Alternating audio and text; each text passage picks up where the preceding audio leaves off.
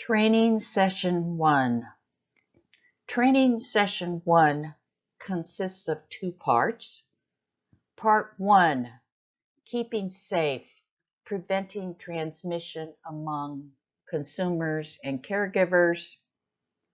And Part 2, determining who is at risk. This training series was developed by the University of Southern California University Center for Excellence in Developmental Disabilities. Team members involved in this effort were Dr. Cecily Betts, Dr. Larry Yin, Fran Goldfarb, and Dr. Olga Solomon. At the end of this training, you will understand and apply the general guidelines to prevent the spread of COVID-19, learn when to wash hands during the day, learn screening criteria for COVID-19, and learn the priorities for COVID-19 testing. Part 1, keeping safe, preventing transmission among consumers and caregivers. Some basic facts about the coronavirus, or known as COVID-19. The coronavirus is a virus that causes illnesses, like the common cold. Some coronaviruses cause illness in people, and some do not. There's a new coronavirus that is causing COVID-19, and it causes fever, cough, sore throat, shortness of breath, muscle pain, headache, and chills. Other basic facts about the coronavirus. It also spreads easily from person to person. Someone who is sick with COVID-19 can spread the illness. And everyone should do the 5 steps to prevent the spread, which are 1, stay at home as much as you can. 2, keep a safe distance. 3, wash your hands often. 4, cover your cough. 5, if you are sick, stay home and call your health provider. For answers to frequently asked questions, visit the Centers for Disease Control, or better known as CDC, website at the following website address below, as this website is updated frequently. General guidelines for keeping safe. First of all, keep a safe distance from others, which amounts to at least 6 feet, which is about fingertips to fingertips with your arms spread. Wash hands frequently for at least 20 seconds with water and soap. And you might think about singing Happy Birthday. That song lasts about that long, but sing it slowly. Use hand sanitizer with at least 60% alcohol, in addition to hand washing when soap and water are not available. Other general guidelines: cover cough or sneeze with tissue or into the sleeve. Dispose of the tissue immediately after use. Avoid touching your face, especially eyes, nose, and mouth. Wear a face mask when working with clients because it protects you and the client. And disinfect those high-touch areas frequently, the doorknobs, the handles, the cell phones, throughout the day. In keeping safe, you need to know when to wash hands. And here are the most important times: after sneezing or coughing, after using the bathroom, before eating, while preparing meals, after touching pets, before and after assisting an individual. This graphic from the Virginia Department of Health, entitled Wash Your Hands, is very helpful as it provides you with step-by-step instructions on the proper washing of your hands. First, wet your hands. Second, soap up your hands. Wash your hands for 20 seconds, as we mentioned before. Rinse your hands with water. Dry your hands off with a towel. And using that towel, turn the water off. Part 2, determining who is at risk. Why should all individuals be screened for risk assessment? Screening is necessary for these reasons: to identify and treat anyone positive for COVID-19, to protect and prevent the spread to vulnerable people. Those vulnerable people are seniors, persons with other medical conditions such as diabetes, heart disease, and those with severe obesity, those with prolonged use of certain medications such as corticosteroids, those who have respiratory problems such as asthma, chronic lung problems, and persons who live in assisted or skilled nursing facilities. And importantly, to prevent the spread to others. Also, a person who is initially suspected of being positive for COVID-19 may not initially have symptoms. A person who's at risk for contracting COVID-19 needs protection from exposure to a COVID-19 positive contact. So to determine who is at risk for COVID-19, first ask or assess for the following. Does the person have any of these symptoms?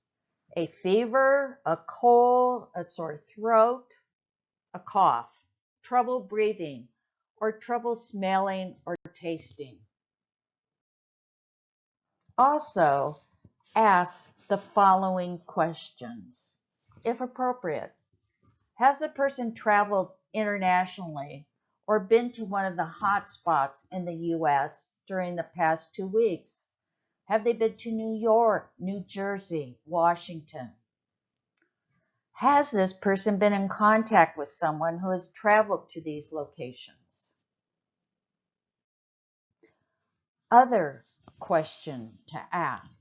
During the past 2 weeks, has this person been in contact with a person who has or is at risk for COVID-19 or has a respiratory illness? Also, if the individual is ill with any symptoms of a respiratory condition, then a mask covering their nose and mouth is needed. The person needs to be isolated from others. And as a caretaker, you should ensure your own safety by adhering to social distancing, washing your hands frequently, not touching your or their face, nose, or mouth, wearing a mask, and consider self-quarantine. Also, there's available the CDC Coronavirus Self-Checker. This is an online self-checker that enables you to answer questions about your own or your client's risk. So questions come up, you respond, and at the end of that, this self-check provides recommendations for seeking care. And the website address is right there on this slide. Criteria for testing. If you or your client wants to or feels better about getting tested, is to be considered. Or if you or your client has symptoms associated with a respiratory illness. Those who may have symptoms that require immediate medical assistance are those who have the symptoms of trouble breathing, chest pain, confusion, bluish skin color around the lips and nails. Where to get tested? Currently, efforts are underway to make testing more widely available. In the meantime, requests for testing can be made by contacting the local public health department, medical provider. Those are the options available now. There are currently not enough tests for everyone. The following categories list the priorities for which tests are given. The first priority is for hospitalized patients and healthcare workers with symptoms. The second priority is for patients with symptoms who are 65 years and older, those with an underlying medical condition, and those in skilled nursing facilities, and first responders. The third priority for testing are healthcare workers and first responders, those with mild symptoms living in hot spots, infrastructure workers with symptoms, and all others. There are special precautions for care providers and staff. If you work at multiple locations, try to limit work to a single location. Consider wearing a mask to protect the client and yourself. If a client is coughing, consider wearing some form of eye protection and have the client wear a mask. Other special precautions include: do not come to work if you have respiratory illness.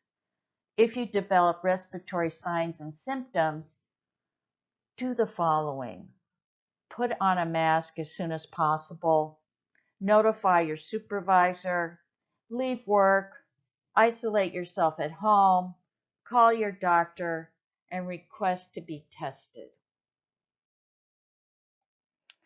And this last slide here, entitled, "Do I Need to Get Tested for COVID-19?" So if you're experiencing fever, coughing, or shortness of breath, call your physician. Explain your symptoms, and based on your symptoms, your doctor may, as identified in the first column there, the doctor may advise you to come in. A specimen is collected via swab and sent to the lab to be tested. And then your physician will follow up with you with test results as to whether you are positive or you are negative in terms of COVID-19. In the middle column, if after explaining your symptoms to your physician might identify your symptoms as being mild and advise home isolation. If so, isolate yourself and stay home. In those circumstances which are identified in the third column, if you didn't get an immediate response and you're experiencing severe symptoms, go to your local urgent care or ER immediately or call 911. This last slide here identifies the references that were used for this training. And these references you may want to access yourself as well, as information does change.